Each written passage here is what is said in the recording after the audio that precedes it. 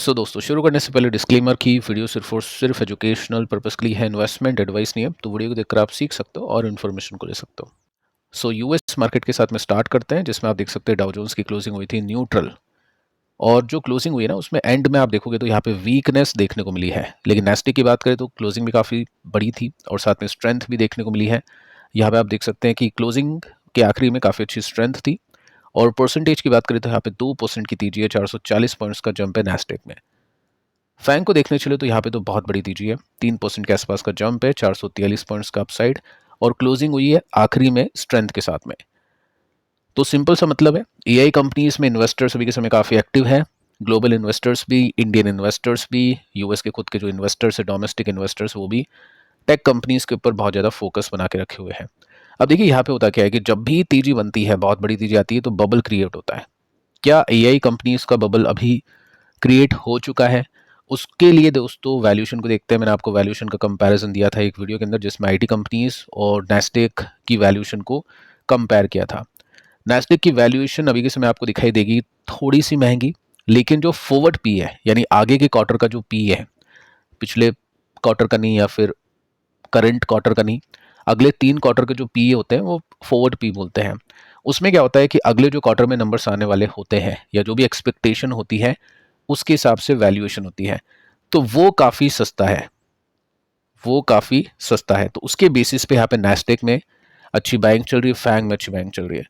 अब देखिए दोस्तों, कॉन्फिडेंस इन्वेस्टर को आता है नंबर्स को देखते हुए। इस क्वार्टर में भी नंबर्स अच्छे गए। अगर आप वैल्यूएशन को फॉलो करते हो यूएस कंपनीज की, जो टेक कंपनीज है, तो भी आपने देखा होगा कि पहले वैल्यूएशन बहुत एक्सपेंसिव थी, 80-100 तक के पी थे।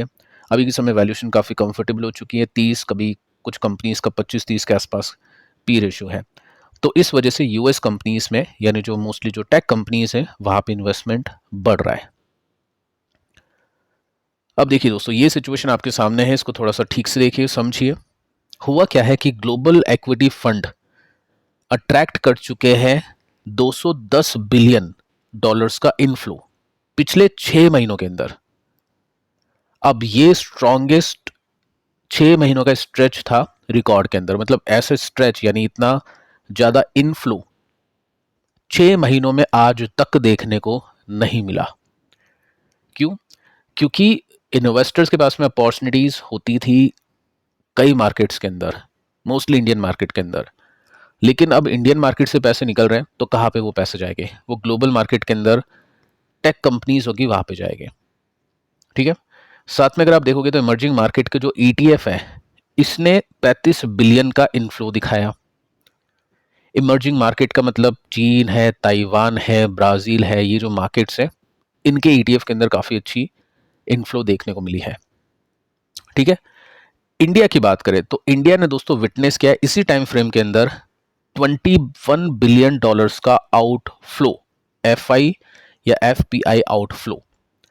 यानी फॉरेन इन्वेस्टर्स इंडिया से पैसे निकाल रहे हैं और इन्वेस्ट कर रहे हैं खुद की कंट्री के अंदर या फिर इमर्जिंग मार्केट्स के अंदर, जो कि आती है ताइवान और ब्राज़ील, चीन भी हम इसको मान सकते हैं, जापान भी हम इसमें ले सकते हैं।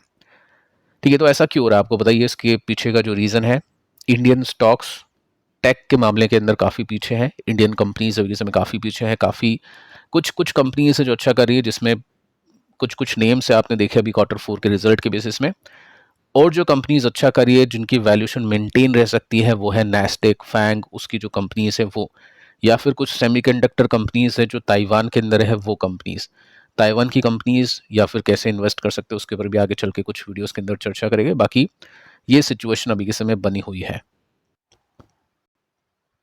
साथ में देखिए दोस्तों, आप नोट कर सकते हैं कि एफआईज की जो ऑनरशिप है, ये हिट कर चुकी है 14 साल के लो को। एफआई ऑनरशिप मतलब कि इंडिया में एफआई की कितनी होल्डिंग थी। सो एफआई की जो होल्डिंग है वो 14 साल के लो पे है, वो आ चुकी है 14.7%। कहाँ से टूटी है उसको भी चेक करते हैं। जबकि डीआईज की बात करें तो डीआईज की होल्डिंग अब एफआईज के कंपैरिजन में ज़्यादा हो चुकी है। पहले डीआईज कम थे, एफआईज ज़्यादा थे, अब डीआईज की होल्डिंग ज़्यादा है, 19% के आसपास। सो यहाँ पे आप देख सकते हैं एफआई की जो होल्डिंग है वो 20% के करीब थी अप्रैल 2016 के अंदर, जो कि 14% के आसपास हो चुकी है अप्रैल 2026 के अंदर। सो यहाँ पे काफ़ी ज़्यादा होल्डिंग्स कम हुई है। अभी भी देखिए दोस्तों क्वेश्चन ये आते हैं कि एफआई इतना बेचती है, तो कितना पैसा है इंडियन मार्केट के अंदर, कब तक एफआईज बेचेंगी। सो इमेजिन कर लो, हिसाब लगा लो कि अभी तो 19 से 14 ही हुआ, यानी 6% बेचा है। सो इतना सारा जो अमाउंट है वो 6% है, अभी भी 14% बाकी है, यानी बहुत बड़ा अमाउंट है। सो ये सोचना बेकार होगा कि 14% बेचेगी तो मार्केट इतना नीचे। देखो 14% बिक गया ना तो फिर तो खेल खत्म है। करेंसी अभी खुद जमीन में है, बाद में और नीचे चल जाएगी, इन्फ्लेशन ऊंचाइयों पे होगा और स्टॉक मार्केट बर्बाद आप मान लो। ठीक है, तो ये सब नहीं सोचना कि 14% बिकेगा, तो 14% नहीं बिकना चाहिए। ठीक है, इसकी कोशिश यहाँ पे सरकार कर रही है। इसके बाद में देखिए दोस्तों, यहाँ पे आप नोट कर सकते हैं कि डीआईएस की जो ऑनरशिप है ये बढ़ के 19% तक पहुंच चुकी है। इसके पीछे का रीज़न है एसआईपी इनफ्लोज। ठीक है, आगे चलता है। अब यहाँ पे देखिए दोस्तों, आप नोट कर सकते हैं कि एफआईस ने अगर निफ्टी 50 की 50 कंपनीज को बेचा है या फिर 41 कंपनीज को बेचा है, तो उसमें से 39 कंपनी डीआईएस ने खरीदी है। यानी जितना भी एफआईस बेच रही है वो डीआईएस उसको बाय कर रही है। ठीक है, आगे चलते हैं। मार्च 2026 सबसे खतरनाक महीना था, जिसके अंदर बैंकिंग, फाइनेंस, इंश्योरेंस $6488 मिलियन का आउटफ्लो देखने को मिला है। आईटी की बात करें तो इसमें तो कंसिस्टेंट आउटफ्लो चल रहा है। ऑलमोस्ट हर सिंगल मंथ के अंदर नो मीनिंगफुल रिकवरी, यानी हर महीने आउटफ्लोज ही देखने को मिल रहा है। साथ में आप देख सकते हैं कौन कौन सी कंपनी से पैसे निकाले हैं। नोटेबल कुछ कंपनीज हैं। केपीआईटी ऊपर से कितना नीचे आपको पता ही है, यहाँ से पैसे निकाले हैं। एक्सिस बैंक, पतंजलि फूड, कुछ कंपनीज में स्टेक इंक्रीज किया है, जिसमें 361 है, जी वर्नोवा है, 197 यानी पेटीएम है। तो कुछ कंपनीज में हिस्सेदारी ली है, कुछ में बेची है। अब देखिए दोस्तों, क्वेश्चन यहाँ पे ये बन जाता है कि क्या एफआईज के बेचने से मार्केट अब नहीं चलेगा। सो बेचने का जो सिलसिला था दोस्तों, वो हमने देखा 2016 के करीब से शुरू हो गया था। अभी हमने जो डेटा देखा 14 साल के लो पे है ओनरशिप, तो ये यहाँ से स्टार्ट हो गया था। ठीक है, अब इसके अंदर आप नोट करोगे ना तो 16 का ये टाइम है और ये टाइम है 26 का। तो एफआईएस ने बस 19 और 20 में नेट बाइंग की है, बाकी बेचा ही है। लेकिन होता क्या है, market day to day basis पे चलता है। जो इंट्राडे ट्रेडर होते हैं वो इन्वेस्टर का काम करते हैं, वो हर दिन मार्केट को थोड़ा थोड़ा ऊपर करते रहते हैं, उसकी बेसिस पे कंपाउंडिंग चलती है। सो एफआईएस ने यहाँ पे नेट सेलिंग तो की है, लेकिन बीच बीच में कुछ महीने या कुछ हफ्ते ऐसे होते हैं जहाँ पे एफआईएस नेट बायर होती है। सो उससे क्या होता है, उससे स्टॉक मार्केट थोड़ा सा ऊपर चल जाता है, और जब एफआईएस बेचती है तो डीआईएस ज़्यादा गिरने से बचा लेते हैं। फिर ऐसे करके एफआईएस ने कभी कुछ बाइंग कर लिया तो मार्केट थोड़ा सा ऊपर चला गया, और बेचा तो डीआईएस ने थोड़ा बचा लिया। तो इस बेसिस पे यहाँ पे मार्केट के अंदर कंपाउंडिंग बनी है। इसका मतलब गलती से अगर डीआईएस का इनफ्लो कम हो गया तो फिर मार्केट को बचाना डिफिकल्ट हो जाएगा। ठीक है, तो ये सीन आपको समझना है कि यहाँ पे आप ये वाइनो बेसिस का डेटा चाहो तो यहाँ पे देख सकते हो कि कैसे कैसे एफआईएस ने यहाँ पे बेचा है, कितनी नेट सेलिंग की है, बाइंग की है। ठीक है, एफ आई डी आई दोनों की यहाँ पे सिचुएशन है, तो ये चीज़ आप देख सकते हैं। बताने का मतलब ये है कि ऐसा नहीं है कि एफ आईज अगर बेचती रही तो मार्केट नहीं चलेगा, लेकिन हाँ, एफ आईज अगर बेचती रही तो इंडिया की जो करेंसी है रुपीज़, वो वीक होगा और डॉलर स्ट्रांग होगा। ठीक है, तो इस वजह से एफ आई की सेलिंग रोकनी काफ़ी इंपॉर्टेंट है। अब यहाँ पे देखिए दोस्तों, बात यह है कि एफ आईज की सेलिंग तो हम नहीं रोक सकते हैं, बट हम क्या कर सकते हैं, यानी सरकार क्या कर सकती है। देखो एफआई की सेलिंग भी चाहे तो सरकार रोक सकती है, कुछ ऑप्शन है, टैक्स एंड ऑल। ठीक है, बट नहीं करना चाहती है सरकार ये सब चीज़ें। सो सरकार एफआईज की सेलिंग तो नहीं रोक सकती है, लेकिन हमारी बाइंग रोक सकती है यूएस मार्केट में। एफआईज अगर बेचेगी तो रुपीज़ गिरेगा, और हम अगर यूएस मार्केट की बाइंग करेंगे तो हम डॉलर को ऊपर करेंगे, और डॉलर ऊपर होगा तो रुपीज़ गिराएंगे अपन। सो सरकार ने क्या किया, सरकार ने यहाँ पे रोक दी है इंडियन इन्वेस्टर्स की बाइंग यूएस मार्केट के अंदर। कैसे? फर्स्ट आप ये देख सकते हैं कि यहाँ पे नेस्टेक जो 100 है, जो हमने कुछ टाइम पहले डिस्कस किया था, जब ये यहाँ पे नीचे था, आराम से बाइंग चल रही थी, ठीक है। तो ये कुछ मौके होते हैं, आगे भी मिलेगा, ऐसी कोई दिक्कत नहीं है, क्योंकि फियर एंड ग्रीड मार्केट में चलता है। यहाँ पे जो खरीद रहे हैं वो कल बेचेंगे जब थोड़ा भी मार्केट गिरेगा, ठीक है। तो यहाँ से अच्छी तेजी बन गई है।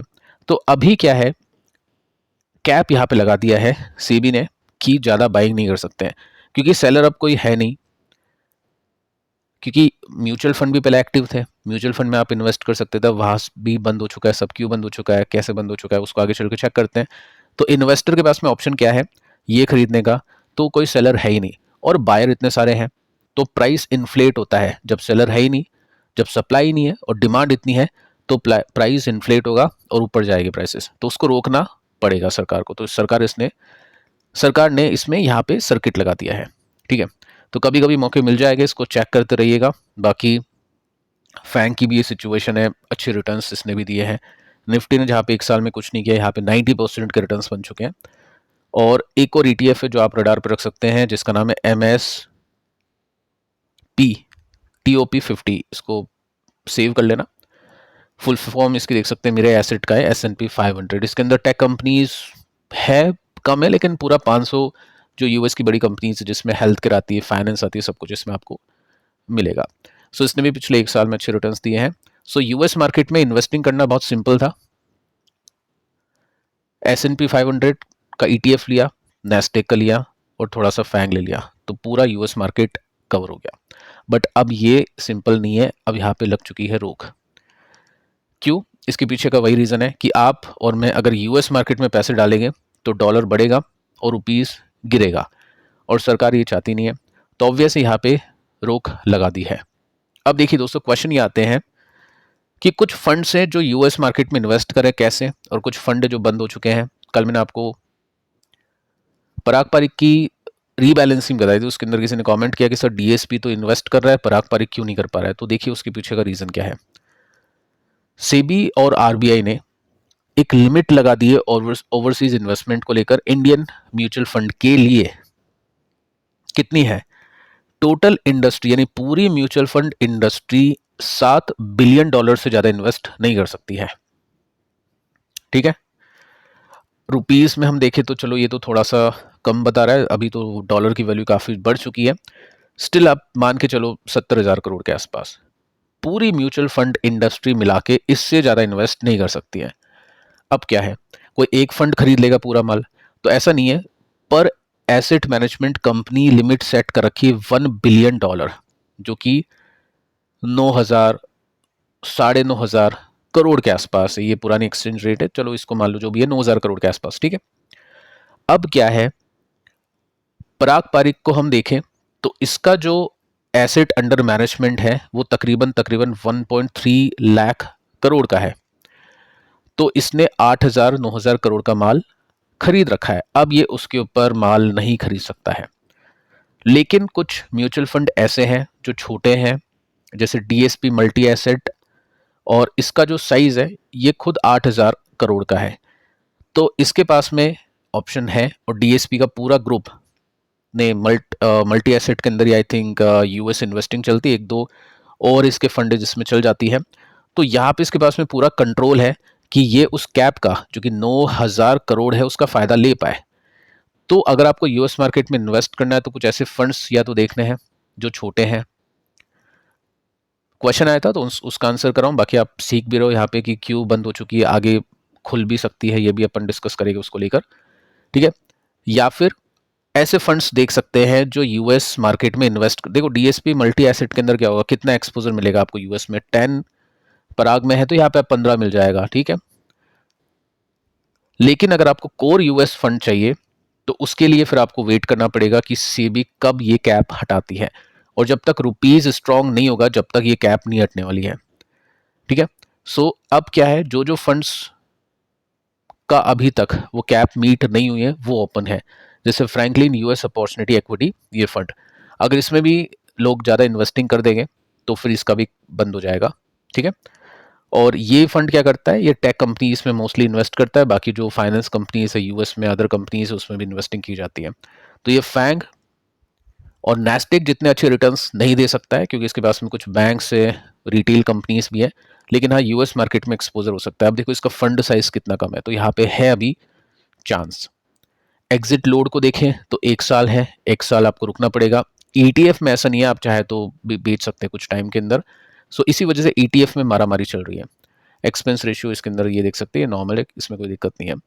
सो कहने का मतलब ये है कि अभी ये कैप लगी हुई है टोटल 1 बिलियन की, लेकिन जब ये कैप हटेगी तो डेफिनेटली फिर जो फंड हाउसेज हैं वो इन्वेस्ट कर सकते हैं, आपके लिए रास्ते ओपन हो जाएंगे। और जब भी ये कैप हटेगी मैं आपको उस दिन सूचना दे दूंगा ताकि आप यूएस मार्केट में एक्सपोजर ले पाओ। सो जब तक जो फंड्स अवेलेबल है उसकी इन्फॉर्मेशन मैं आपको दे चुका हूँ, ईटीएफ की इन्फॉर्मेशन मैं आपको दे चुका हूँ, उसको आपको ट्रैक करना पड़ेगा और नहीं तो वेट करते हैं जब ये जो कैप है वो हटेगी। सो फिलहाल दोस्तों इस वीडियो में इतना ही। अगर वीडियो पसंद आया तो लाइक कर देना, इसी तरह से और वीडियोस देखने हैं तो सब्सक्राइब कर देना। पुराने वीडियोस आप देख लेना, यहाँ पे भी काफ़ी इंपॉर्टेंट स्टॉक्स हमने डिस्कस किए। मिलते हैं नेक्स्ट वीडियो में, तब तक के लिए बाय बाय।